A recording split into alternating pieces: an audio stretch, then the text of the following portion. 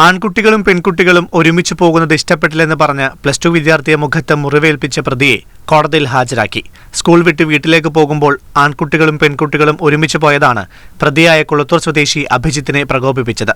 കൂടുതലുണ്ടായിരുന്ന ഒരു വിദ്യാർത്ഥിയെ ഇയാൾ ബ്ലേഡ് ഉപയോഗിച്ച് മുഖത്ത് മുറിവേൽപ്പിക്കുകയായിരുന്നു.